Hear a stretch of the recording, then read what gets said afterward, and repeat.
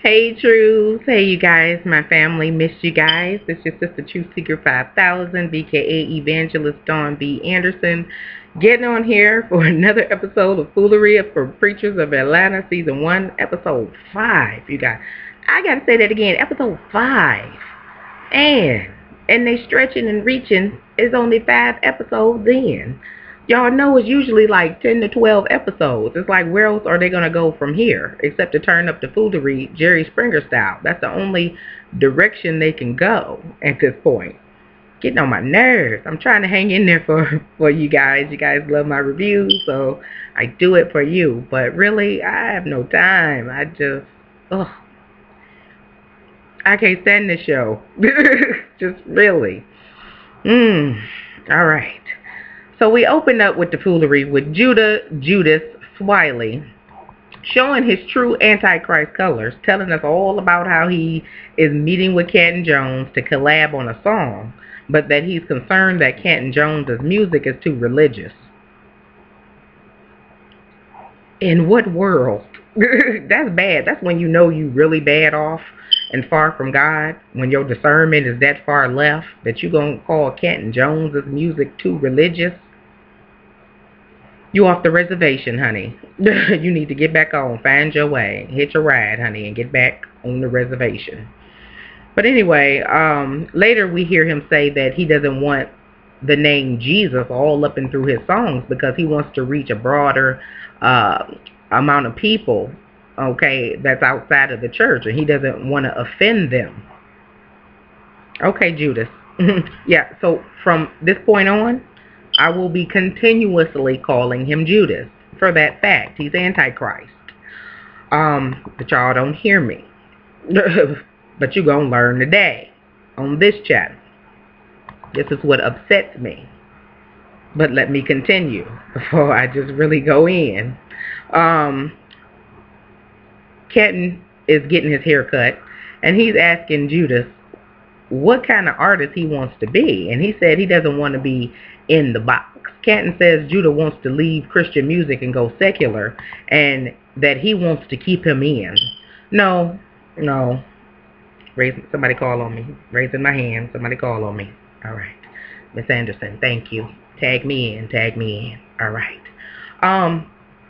No, what it is that Canton Jones wants to teach him how to do secular music and sprinkle the little Jesus on the track so it can still be called Christian music, so that he could still keep Christians buying it, because there's very big money to be made in the Christian church, okay, pertaining to music. All right, it's like a business. We all know that.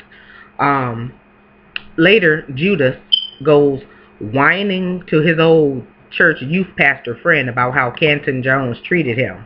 And they slick had a conversation about how happy his friend is since he left the church on a quote-unquote break, okay, a hiatus, a sabbatical or whatnot. He just left. He like, I'm having the time of my life. I'm outside that box. I'm free. Yeah, okay, he on that broad road, and y'all know what happens. Where that broad road leads to destruction. I felt this was a tool that the enemy was using to keep people comfortable, you know, being out there on the broad road. Okay, he said he's not saying that he's never going back, but he's just not going back right now. And again, I ask you guys, okay, how is this show helping people, bring people to the Lord, or, you know, shine a good light on the church? You know, you got pastors, youth pastors, okay, pastors that the youth once followed and is following and is watching even right now, saying, oh, I took a break from the church. They was getting on my nerves. I ain't going back right now. Now, I'm not saying that you got to go to church, be in church 24/7, you know, 8 times a week. You know, I'm not saying that, but to just turn your back completely, and you was a pastor especially, you know, you just like, I'm happy to being gone. I just don't want to be there. You know, you can have, I believe in home churches, you know, and coming together, even on the phone, you know, having prayer lines, prayer service, you know, house to house. That's how they used to do it back in the day. In the Bible times, they would go from house to house, you know, and pray with each other and have service and speak the word and encourage one another. okay, and rebuke and reproof and correct and whatever is needed, to keep that person back on track. The Bible say if your brother sins, rebuke him sharply and, get him back on track. So we do need to have that closeness with people of the faith, to help with correction and guidance and leadership and, love. We need that. So you don't need to be 100% out of the church like forever. You just don't. That's not good.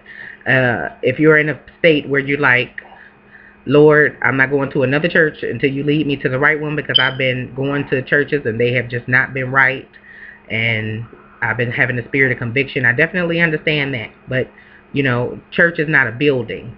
The people within the church is the church. We are the body of Christ. So wherever we meet up, remember the Bible says if there be 2 or 3 or more that come together in my name, I'm there in the midst. So that's church. Get a couple of your friends, once or twice a week and just come together, and support one another and correct one another. Don't run from correct. Don't run from rebuke, you guys. It's a very important process, okay, to the steps that you need to be taken in Christ to develop yourself, to do better, okay? Nobody is above correction.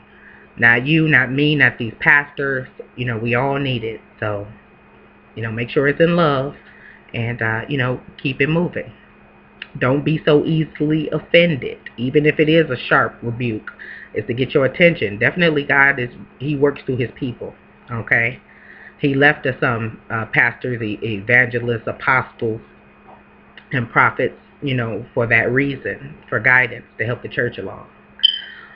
But next, long story short, Pastor Corey Popo Hambrick, he, for a show storyline, pretends to be interested in helping a young man named Ontarius, I think, he arrested in the past. He helping him become the next $1 million baby in boxing.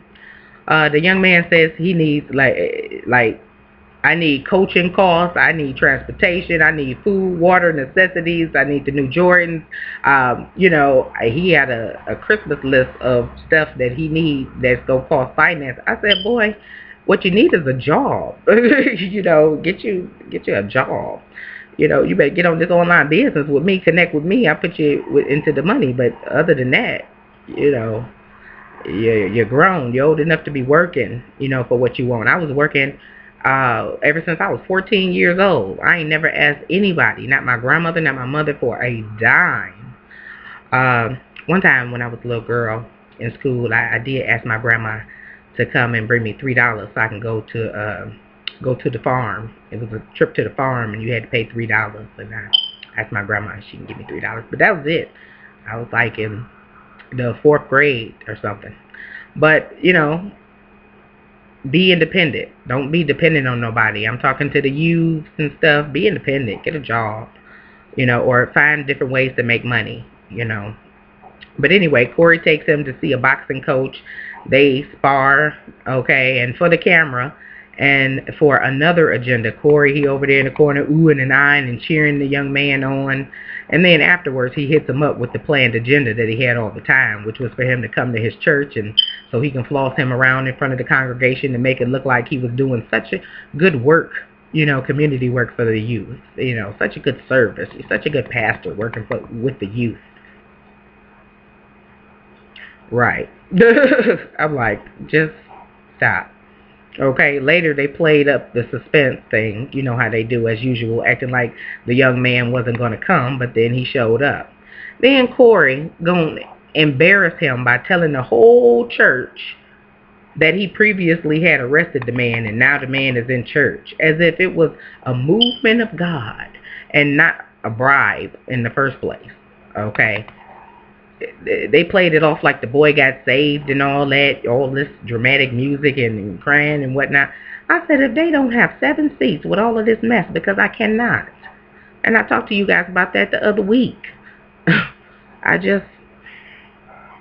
I cannot with the fakery. But anyway, next, Bishop Tutu, Kim Pothier, has a family meeting with her husband and 2 kids from a previous marriage.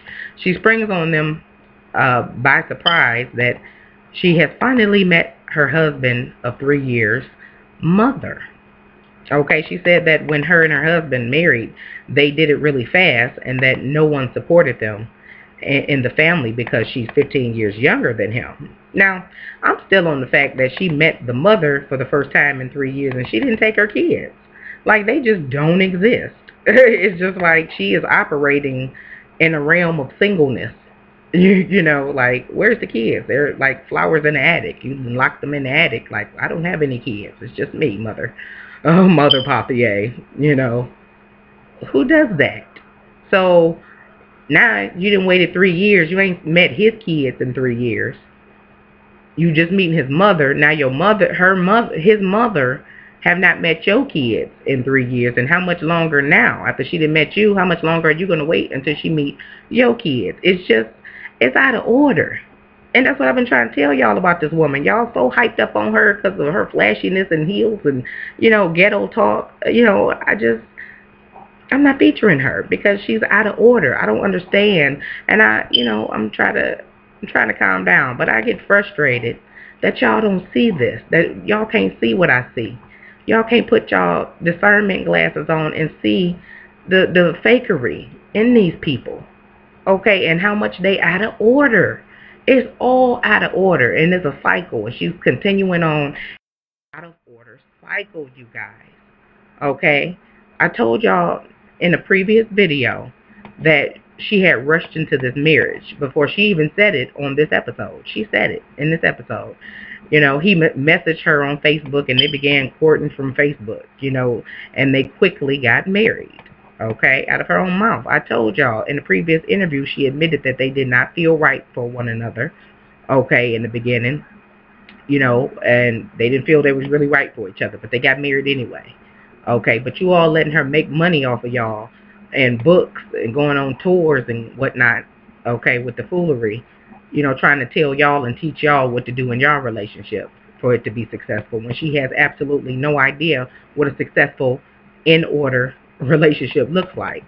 Okay, divorced twice and married 3 times, and this relationship is being held together by a wing, a prayer, a tutu lace, and chewing gum. So stop it. I just need for everything to just stop. Now, when that man, and another thing, when that man's son came to visit, she jumped into that boy's arms, hugging him all extra, and started staring all up in his face the whole time, longingly. She's sitting up there looking like she ready to risk it all to be with him. I'm just like, you're so thirsty. The thirst was just really real. Me looking in this woman's face and all throughout their little segment. She was all over this young man. You're talking about how much he was built and good looking, and said out of her own mouth that he feels like my husband. And she told him she would cook for him. I cook for you. Later at her conference, they caught her. I don't know if y'all saw it, but they caught her in a shot forcefully kissing on him several times at once, all at once. Just a rapid, you know, amount of kisses. Okay, all on both of this man's cheeks. She grabbed his head and kept kissing both sides of his cheek. Okay, I haven't even seen her kiss her own husband that excitedly and that much in these 5 episodes we didn't watch. Okay, and at the end, she gonna say to him, I know I've smothered you a lot. Girl, if you don't go sit down them hooker heels. But anyway, whew, lastly, Ken Jones and Judas are in the studio recording, and Judas starts calling himself rapping. He couldn't even keep up with the beat or keep in sync with the beat. Ken had to stop several times, and then the last time, he stopped because he had finished the song lyrics before he got there. I was like, so you came to the studio knowing that you were going to record today, and you admittedly saying you didn't finish the song? What were you going to do at this point? You know, if you didn't finish the song, why did you come? And then Ken Jones even said the same thing after I thought it. Like, what are you doing? Ken told him he was not serious. You know, and I think that was a valid point. You're not serious. You know, if you have an opportunity, if somebody's doing you a favor and recording a song for you, the least you can do is bring the finished song so you can finish the business. Get your stuff out. What are you doing? Okay, after Cat Jones told him that, this sent Judas all off in the whirlwind in the twizzle, child. He just got all just his feathers fluffered and flustered, child, saying how he can rap better than Cat Jones. Both of them is equally terrible to me. But for him to go off and say that, and he went off even further off the cliff, talking about how he's worked with bigger producers than Cat. And Cat, the black man, so you know, black man, he not going for it. You not gonna come and throw shade and clown him and his own stuff and on camera, okay? And he older than you. It just wasn't gonna happen. Cat said, well, if those other producers that are bigger and better than me, you know, couldn't do nothing with you, couldn't help you do better than what you're doing now, I feel like I'm wasting my time. You know, then Cat and challenged Judas to a rap battle. I'm telling y'all, that would have been the worst rap battle. It would have just, we'd have all been sitting there looking at that TV like, for real, just stop. Both y'all go to y'all equal quarters and just stop. All right. So when Cat issued that rap battle, you know, invitation, Judas got nervous and he said he couldn't work in a stressful environment. I can't do it. I can't do this. He turned into a white woman and he just couldn't do it. And he stormed off. Okay. He stormed off. Okay. But you a hardcore rapper though. Bye, Judas. And he left. Like going with the wind, child. He was out that door gone. Later, Canton explained what happened to Antonio crazy behind, and he asked Antonio if he felt that maybe he was too hard on Judas. Antonio said that Canton was just trying to help Judas and that he should have just sucked it up and took the advice. So later, Canton and Judas met up and spoke on what happened that day. Judas apologized, and of course Canton never apologized, but he told him, trust the old man sometimes. That's all I'm asking. Trust the old man. Which means you don't know what I know. I know more than you. I've been longer and here longer than you. I've been doing this longer than you. So I'll always be right, and you should listen to me. Pride comes before the fall. And that was the end. Well, I can't say it was the end of the foolery because there's another episode of foolery coming next week. Okay, Leandria's husband, Pastor Johnson, he laying unholy hands on people and they stuff and putting them out, evicting them up out. Okay, without no 30-day notice or none of that from the courts. Okay, he putting them out. He died, gone. Somebody didn't ate the last bowl of Fruit Loops and drank the last little bit of juice that he was saving with his name on it, and he just had a fit. Somebody was watching TV at the same time that he was supposed to be watching Dragon Ball Z and then playing his PlayStation. He upset about it. I'm just saying. That's his chill on the couch time. Okay? And I just want to say, you know, in advance, I'm going to say it again in the video. Okay? I mean, if he had a job, I'm just saying, if he wasn't there all the time, if he had some place to work, maybe it wouldn't have. We'll see how this thing play out, and I will give the full on my thoughts, because it's never going to be what you expect. I'm never going to say what you expect all the time. We're never going to always agree, you know, on, and I just think a little differently. So, you know, I do pros and cons. I'm a thinker. But I'm excited to, you know, connect with you guys and have you connecting with me, and I'm excited to have you guys every week watching my review. I really appreciate you guys. I'm going to meet with you guys next week. Real quick, I don't forget to subscribe to my business channel. I just put up a video about my new business that I'm already making money from since day one, actually, guys. The product came, and I actually show you what's inside in that video. Yeah. So definitely go take a look at the video and find out what's in this package, and I will meet you guys over there. See you guys soon. Bye for now. Love you, true.